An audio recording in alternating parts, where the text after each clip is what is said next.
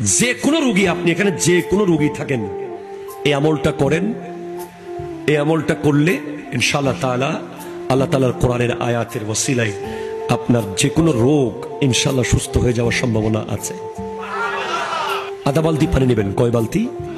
আধা বালতি পানি নেবেন। ওই আধা বালতি পানি বাথরুমের ভিতরে না, বাইরে পরিষ্কার জায়গায় রাখবেন। ভিতরে হাত ঢুকাবেন।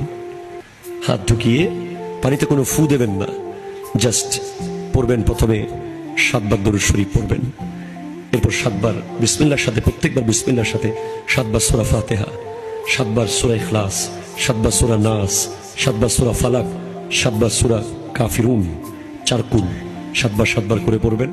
এরপর পারলে আয়াতুল কুরসি 7 বার পড়বেন। সর্বশেষ আবার 7 বার দরুদ শরীফ পড়ে ওই পানি থেকে হাতটা তুলে ফেলবেন।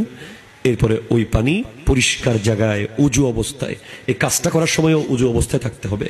করার পর 21 দিন এভাবে এই পানি দিয়ে গোসল করেন। ইনশাআল্লাহ অনেক কঠিন কঠিন রোগ আল্লাহ তাআলা মুক্তি দিতে পারে।